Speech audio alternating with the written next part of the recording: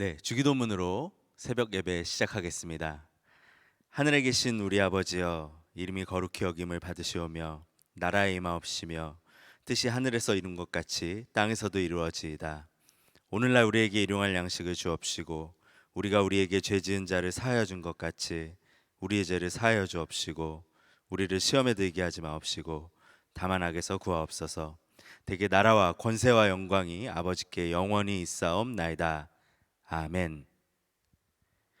찬송가 384장 나의 갈 길 다가도록, 통일 찬송가 434장, 찬송가 384장 함께 찬양하겠습니다.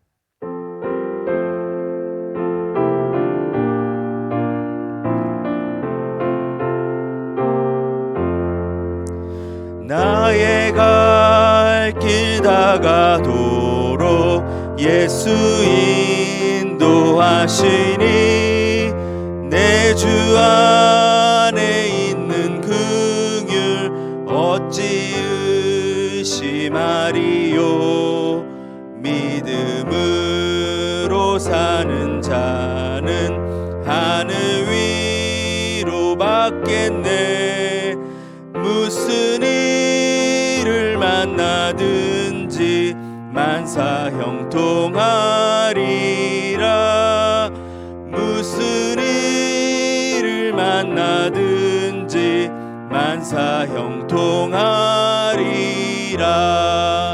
나의 갈 길 다가도록 예수 인도하시니 어려운 일 당한 때도 족한 은혜 주시네.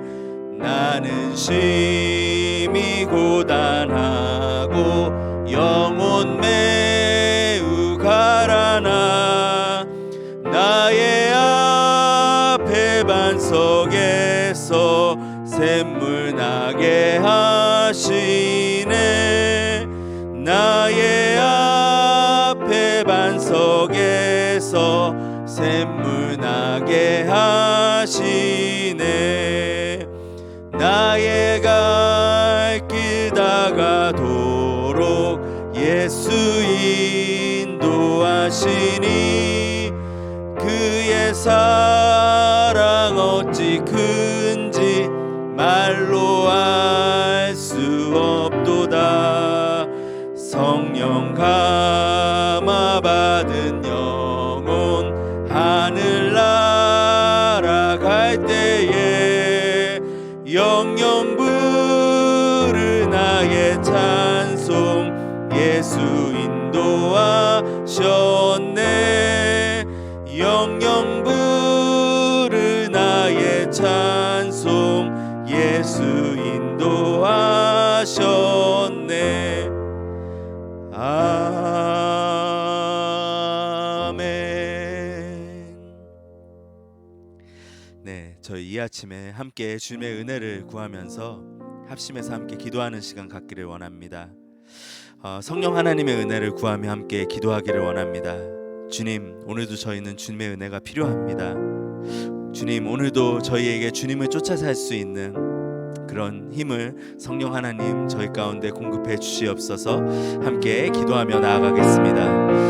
하나님 감사합니다. 오늘 아침도 저희에게 좋은 아침을 주시고 주님을 찬양하며 주님을 바라볼 수 있는 이런 귀한 아침을 주시며 감사합니다. 주님, 이 아침에 성령 하나님의 도우심과 은혜를 구합니다. 성령님의 은혜가 없이는 저희가 하루도 주님 살아갈 수 없습니다. 성령님의 인도하심이 없이는 주님 저희가 하나님을 쫓아 살 수 없습니다. 주님, 오늘도 저희를 충만케 하시고 저희를 붙들어 주시고 저희를 인도하여 주셔서 하나님을 바라보며 하나님을 따라 사는 그런 삶이 되어 수 있도록 주님 저희에게 은혜를 더하여 주시옵소서. 성령 충만함을 허락하여 주시옵소서. 성령 하나님의 능력으로 살아가게 하여 주시옵소서. 그런 하루를 주시기를 간절히 기도합니다. 아멘. 저희 계속해서 공동체를 위해서 기도할 때 저희 다음 세대를 위해서 함께 기도해 주십시오. 특별히 다음 세대 저희 목회자들을 위해서 함께 기도해 주십시오. 많은 교회들이 다음 세대 목회자들이 없어서 어려움 가운데 있고 이제 다음 세대 목회자들이 신학교로 더 이상 잘 가지 않는 그런 상황입니다. 주님, 다음 세대를 책임질 수 있는 주님의 그 말씀의 종들, 주님 목회의 종들을 주님께서 불러 주시옵소서. 저희 다음 세대를 위한 목회자를 위해서 함께 기도하겠습니다. 하나님, 저희 다음 세대를 위해서 기도할 때 다음 세대를 섬길 수 있는 목회자들이 계속해서 신실하게 일어날 수 있도록 주님 그것을 위해서 기도합니다. 주님, 사명자들을 주님 일으켜 주시옵소서. 주님이 마지막 때에 주님이 기뻐하시는 세대를 일으킬 수 있는 주님이 붙드는 그런 사명자들이 일어날 수 있도록 주여 일으켜 주시옵소서. 많은 교회들이 어려움 가운데 있습니다. 다음 세대 사역자들이 없어서 주님, 정말로 다음 세대 사역자들을 신학교에서 보기 힘든 그런 시대가 되어가고 있습니다. 주님, 이때 이 가운데 주님께서 일으키시는 새 일을 일으켜 주시옵소서. 주님, 이 땅 가운데 많은 다음 세대 사역자들이 주님 일어나서 주님의 나라를 위해서 헌신하는 일들이, 다음 세대, 거룩한 세대를 세우는 일들이 일어날 수 있도록 주여 도우시고 주님께서 일하여 주시옵소서. 주님, 주님의 은혜를 구합니다. 감사합니다. 하나님, 이렇게 좋은 아침에 주님을 찬양하고 예배할 수 있는 이 자리로 불러주셔서 감사합니다. 주님, 오늘 하루도 성령 하나님의 은혜를 간절히 구합니다. 주님, 저희가 공동체를 위해서 기도할 때 다음 세대 목회자를 위해서 함께 기도하였습니다. 주님, 그 마음 가운데 주님의 꿈을 주시고 주님의 비전을 주셔서 주님, 위대한 부흥의 세대를 일으킬 수 있는 다음 세대 사역자들을 주님께서 계속해서 세워 주시옵소서. 오늘 말씀 가운데도 주님께서 말씀하여 주시기를 원하며 이 모든 말씀 예수님 이름으로 기도드렸습니다. 아멘. 네, 오늘 저에게 주신 하나님 말씀은 하박국서입니다. 하박국서 1장 1절부터 11절까지의 말씀 저희가 함께 보겠습니다. 하박국서 1장 1절부터 11절까지의 말씀 제가 봉독해 드리도록 하겠습니다. 선지자 하박국이 묵시로 받은 경고라. 여호와여, 내가 부르짖어도 주께서 듣지 아니하시니 어느 때까지리이까? 내가 강포로 말미암아 외쳐도 주께서 구원하지 아니하시나이다. 어찌하여 내게 죄악을 보게 하시며 패역을 눈으로 보게 하시나이까? 겁탈과 강포가 내 앞에 있고 변론과 분쟁이 일어났나이다. 이러므로 율법이 해이하고 정의가 전혀 시행되지 못하오니 이는 악인이 의인을 애워쌌으므로 정의가 굽게 행하여 짐이니이다. 여호와께서 이르시되 너희는 여러 나라를 보고 또 보고 놀라고 또 놀랄지어다. 너희의 생전에 내가 한 가지 일을 행할 것이라. 누가 너희에게 말할지라도 너희가 믿지 아니하리라. 보라, 내가 사납고 성급한 백성 곧 땅이 넓은 곳으로 다니며 자기의 소유가 아닌 거처들을 점령하는 갈대아 사람을 일으켰나니 그들은 두렵고 무서우며 당당함과 위엄이 자기들에게서 나오며 그들의 군마는 표범보다 빠르고 저녁 이리보다 사나우며 그들의 마병은 먼 곳에서부터 빨리 달려오는 마병이라. 마치 먹이를 움키려 하는 독수리의 나름과 같으니라. 그들은 다 강포를 행하러 오는데 앞을 향하여 나아가는 사람을 사로잡아 모으기를 모래같이 많이 할 것이요 왕들을 멸시하며 방백을 조소하며 모든 견고한 성들을 비웃고 흉벽을 쌓아 그것을 점령할 것이라. 그들은 자기들의 힘으로 자기들의 신으로 삼는 자들이라. 이에 바람같이 급히 몰아 지나치게 행하여 범죄하리라. 아멘. 네, 오늘부터 저희는 소선지서 중에 하나인 하박국서를 함께 보게 됩니다. 성경 안에는 구약에는 총 12개의 소선지서라고 부르는 예언서가 있습니다. 하박국서는 그 중에서 8번째 자리하고 있고요. 총 3장을 가지고 있는 아주 짧은 예언서입니다. 책의 제목 바로 선지자의 이름인 하박국인데요. 하박국이라는 이름은 팔을 벌려 앉다라는 뜻을 가지고 있습니다. 이름대로 그의 삶은 계속해서 껴안는 삶을 삽니다. 먼저 그 시대의 아픔과 불의의 문제를 껴안고요. 그리고 그 문제들을 안고 하나님께 질문하며 나아갑니다. 하나님과의 질의응답을 통해 이 문제들을 껴안고 씨름하다가 하나님의 우리를 안으시고 품으시는 그 사랑을 깨닫게 되어서 하나님을 껴안는 선지자가 바로 하박국입니다. 하박국이 활동한 시대의 배경을 좀 잠시 말씀드리겠습니다. 하박국은 예레미야 선지자와 동시대에 활동했던 선지자입니다. 이때는 아수르 제국의 쇠퇴와 바벨론 시대의 개막이라는 정치적인 과도기의 시기였는데요. 홀로 남은 남유다의 요시야 왕정 후반기 정도로부터 학자들이 이제 하박국이 사역을 했을 것이다 이렇게 추정을 합니다. 오늘 말씀 6절에 보시면은요. 갈대아 사람이라는 이름이 나오는데요. 갈대아 사람들은 바로 바벨론 남부에 살던 사람들을 지칭하는 말인데 이 갈대아인들은 남아수르의 아수르의 한 도시였던 바벨을 통치하면서 이후에 제국을 건설한 바벨론을 뜻하는 말입니다. 그래서 이것을 기억하시면 하박국서를 보는 데 도움이 되십니다. 하박국서는 조금 독특하게 말씀이 전개됩니다. 어떻게 전개가 되냐면요. 하나님께 하박국이 탄원하듯이 질문하고 그 질문에 대해서 하나님께서 응답을 하시는데요. 이 대화가 하나님의 계시로 전달되는 아주 독특한 전개 방식을 가지고 있습니다. 오늘 저희가 읽은 하박국서 1장 1절부터 11절도 사실은 하박국이 탄원하듯이 하나님께 질문하고 이에 대해서 하나님께서 대답하는 것으로 이루어져 있습니다. 그래서 1장 2절부터 4절까지가 하박국의 그 질문, 탄원과 같은 질문이고요. 그 다음에 5절부터 11절까지가 그 질문에 대한 하나님의 응답입니다. 그럼 이제 오늘 본문을 조금 더 자세히 보도록 하겠습니다. 먼저 1절 말씀에서 하박국 전체의 시작을 이렇게 하고 있습니다. 선지자 하박국이 묵시로 받은 경고라. 오늘 본문뿐 아니라 하박국서 전체의 표제와 같은 말씀입니다. 1절 마지막 부분에 묵시로 받은 경고라 이렇게 되어 있는데 이 경고라고 번역된 이 원어는 무겁다라는 의미 또한 가지고 있습니다.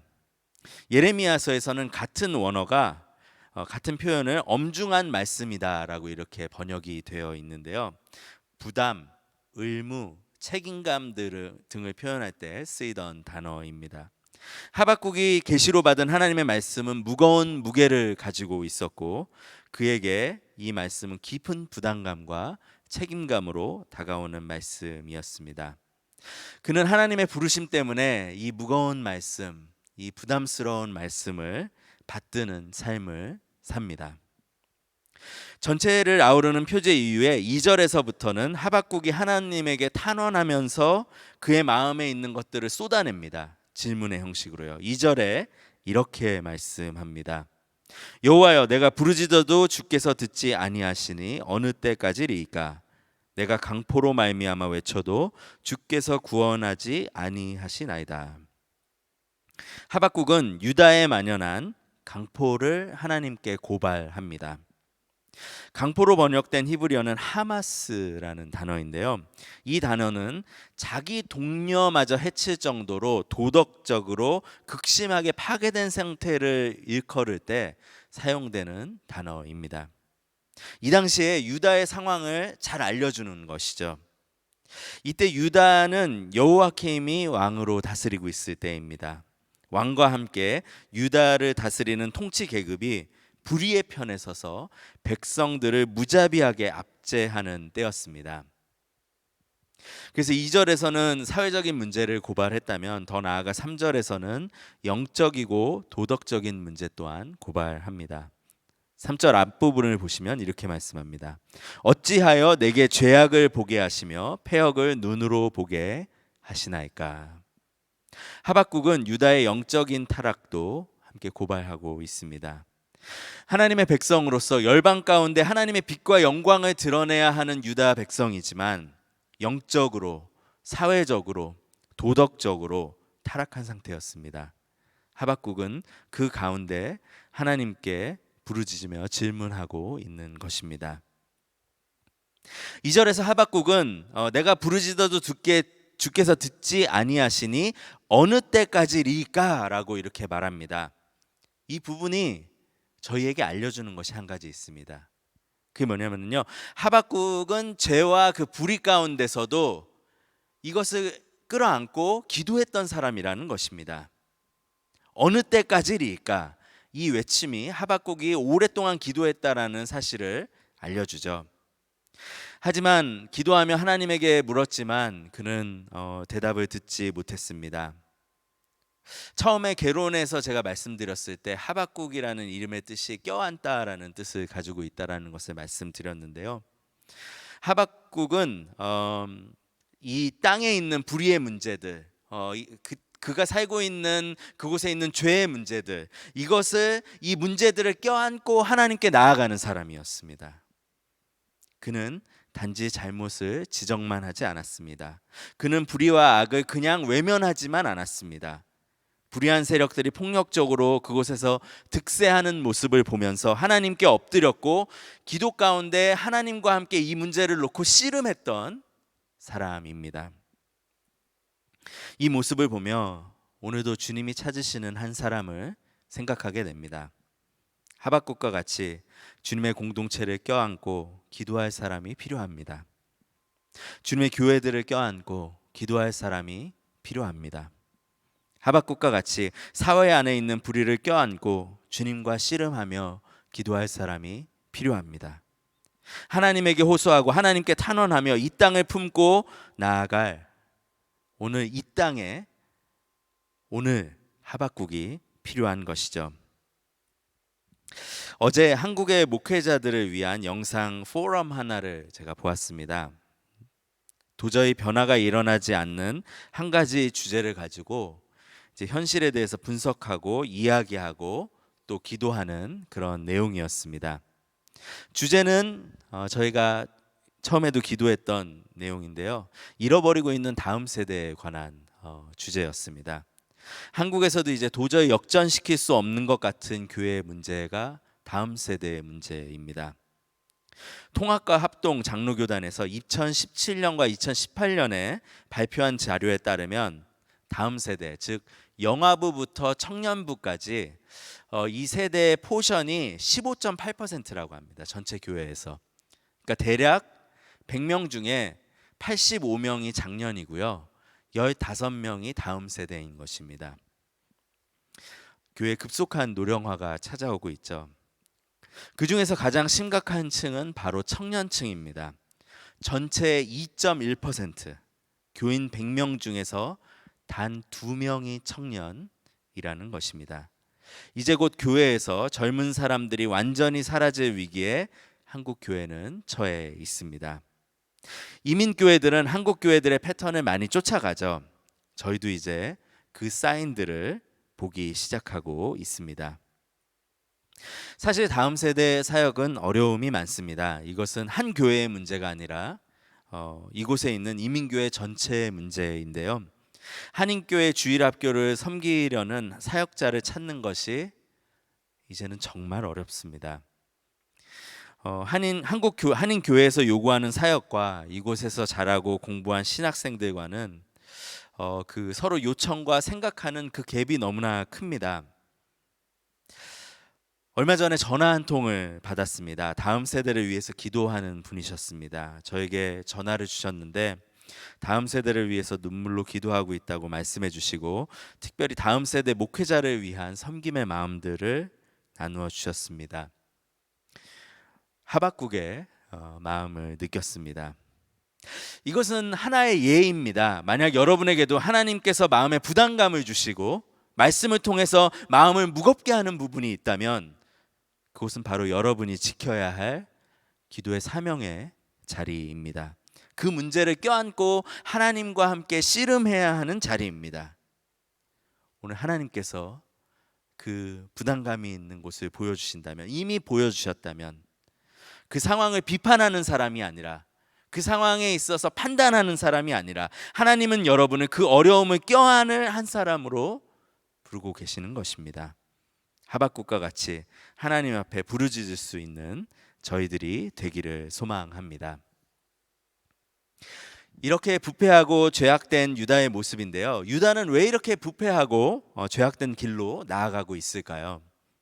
오늘 말씀에서 그 이유를 알려주는 말씀이 있습니다. 4절의 말씀인데요. 4절의 말씀에서 이렇게 말합니다.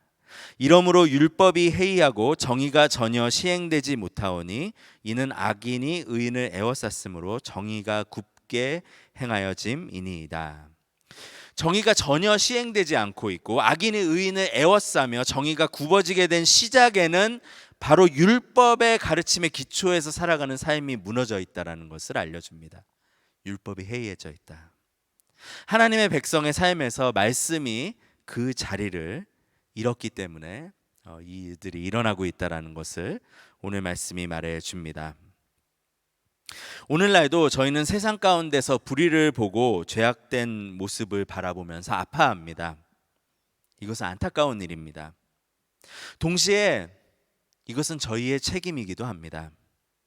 왜 세상이 어둡습니까? 빛이 없기 때문입니다. 어둠은 빛이 비추면 사라지게 되어 있습니다. 이 세상이 너무나 어두운 것은 세상 가운데 빛이 없기 때문입니다. 세상이 너무나 부패하고 있는 곳은 그곳에서 소금의 역할을 감당할 사람이 없기 때문입니다. 하나님은 우리를 세상 가운데 빛과 소금의 역할을 하도록 부르셨습니다. 이 땅이 어두운 것은 하나님의 말씀을 가지고 살아가고 씨름하고 있는 주님의 백성들이 세상 가운데서 사라져가고 있기 때문입니다. 그래서 저희가 해야 될 일은 이것입니다. 하나님의 말씀이 우리를 인도하시도록, 말씀이 우리 삶에서 첫 자리에 놓여질 수 있도록 이것을 회복해야 하는 것입니다. 말씀이 나의 마음뿐 아니라 삶의 구석구석까지 영향을 미칠 수 있도록, 나의 가정에서, 나의 일터에서, 아무도 보지 않는 그 공간에서 말씀이 나를 인도하시도록 그렇게 우리의 삶을 내어드려야 하는 것입니다. 그런데요, 그렇다면 이런 하박국의 탄원과 질문에 하나님은 어떻게 대답하셨을까요? 그 부분이 이제 오늘 본문의 후반부인 5절부터 11절까지의 말씀입니다. 먼저 6절을 보시면 하나님의 심판을 위해서 사용하는 자들이 누구인지를 알려줍니다. 6절 말씀에 이렇게 얘기합니다. 보라, 내가 사납고 성급한 백성 곧 땅이 넓은 곳으로 다니며 자기의 소유가 아닌 거처들을 점령하는 갈대아 사람을 일으켰나니, 하나님이 갈대아 사람들을 일으키셨다라고 이렇게 말씀합니다. 그들을 사용하시겠다는 말씀입니다. 그들을 사용하셔서 어떤 일을 하시나요? 11절의 말씀입니다. 이렇게 얘기합니다. 그들은 자기들의 힘으로 자기들의 신으로 삼는 자들이라. 이에 바람같이 급히 몰아 지나치게 행하여 범죄하리라. 그래서 처음에 말씀드린 대로 갈대아인들은 바벨론을 뜻하는데요, 하나님은 더 포악한 세력인 바벨론을 통해서 죄악된 유다를 심판할 것을 하박국에게 알려주고 계십니다. 왜 이들을 일으키시는지에 대한 질문과 하나님의 대답은 오늘 본문 이후에 또 계속 이어지기 때문에 오늘 말씀에서는 더 설명드리지는 않고요. 마지막으로 오늘 본문에서 한 가지 보고 싶은 것은 더 악한 세력인 바벨론을 통해 하나님께 등진 사람들의 모습이 어떠한지를 저희가 볼 수가 있습니다. 11절 앞부분에 이렇게 말씀합니다. 그들은 자기들의 힘으로 자기들의 신으로 삼는 자들이라. 하나님이 없이 살아가는 사람들의 모습, 죄악된 사람들의 모습이 무엇인지를 알려줍니다. 그 본질을 딱 꿰뚫고 들어갑니다. 자신이 가진 것으로 살아갈 수 있다라고 믿는 사람들, 자신의 힘으로 무엇이든지 이룰 수 있다라고 생각하는 사람들, 자신의 힘이 마치 자신의 신이 되어버린 사람들, 이것이 하나님을 등진 사람들의 모습인 것이죠. 그래서 이 말씀을 보면서 오늘 저희가 해야 하는 회개의 모습이 무엇인지에 대해서 다시 생각하게 됩니다. 저희가 말씀을 붙들지 않고 살아가는 때가 있는데요, 그렇게 붙들지 않는 이유가 있습니다. 저희가 기도하지 않는 이유가 있습니다. 바로 내가 다 알고 있다라고 생각하기 때문입니다. 다 내가 해결할 수 있다라고 생각하기 때문입니다. 내 안에 그것들을 다 다룰 수 있는 능력이 있다라고 믿기 때문입니다. 내가 내 삶의 주인이 되어서 살아도 아무 문제가 없다라고 생각하기 때문에 말씀을 붙들지 않고 기도하지 않는 것입니다. 바로 오늘 말씀에서 보는 갈대아인 바벨론의 모습입니다. 하나님을 등진 패악한 사람들의 모습이죠. 저희에게 이 모습이 있다면 오늘 아침 말씀을 붙들고 회개하는 아침이 되어야겠습니다. 말씀 마치겠습니다. 저희 오늘 말씀을 통해서 이 죄악과 불의를 품는 그것을 껴안고 기도하는 한 명을 찾고 계신다라는 그 말씀을 함께 생각해 보았습니다. 또한 그 가운데서 말씀을 중심에 두고 세상과 삶 가운데로 구석구석으로 침투해야 한다라는 사실도 함께 보았습니다. 저희 이 말씀을 좀 붙들고 함께 기도했으면 좋겠습니다. 하나님, 다시 한번 주님의 말씀에 붙들리게 하여 주시옵소서. 주님, 이 땅에 있는 불의와 죄악의 모습을 주님 껴안고 씨름하며 주님 앞에서 기도하는 저희들이 되게 하여 주시옵소서. 주님의 말씀이 나의 마음뿐 아니라 삶의 구석구석, 나의 일터와 가정과 또 아무도 보지 않는 그 공간까지도, 그 시간까지도 주님의 말씀이 미치고 저를 인도하게 하여 주시옵소서. 이 말씀을 붙들고 함께 기도하겠습니다. 하나님, 감사합니다. 주님, 오늘 하박국의 말씀을 통해서 주님, 사회의 불의와 또 죄악된 모습을 껴안고 기도하는 한 명의 선지자의 모습을 봅니다. 또 그것을 통해서 하나님께서 찾으시는 주님, 이 땅 가운데서 주님의 자녀의 모습이 어때야 되는지를 주님 생각하게 됩니다. 주님, 불의와 죄악 가운데 주님 불평만 하지 말게 하시고 주님 판단만 하지 말게 하시고 주님 그것을 껴안고 주님 앞에 나와서 기도하는 저희들이 되게 하여 주시옵소서. 주님, 말씀을 잃어버리지 않게 하여 주시옵소서. 말씀이 저희의 삶을 주장할 수 있도록 주님, 저희의 마음뿐만 아니라 삶의 구석구석까지 저희의 가정과 모든 관계들과 일터와 또한 혼자 있는 시간까지도 주님의 말씀이 저희를 주장하여 주시옵소서. 그래서 바벨론의 그 사람들의 모습과 같이 자신들이 신인 것처럼 살아가지 않게 하여 주시옵소서. 오늘도 하나님께서 저희를 인도하시는 분이시며 성령님의 인도하심과 도우심이 없이는 살아갈 수 없는 저희들이라는 것을 깨닫고 살아가는 복된 하루 될 수 있도록 저희 사랑하는 성도님들의 삶과 형제자매님들의 삶을 주님께서 주장하여 주시고 인도하여 주시옵소서. 주님 감사합니다. 주님의 말씀이 저희들을 주장하여 주시기를 원합니다. 주님의 은혜를 구하는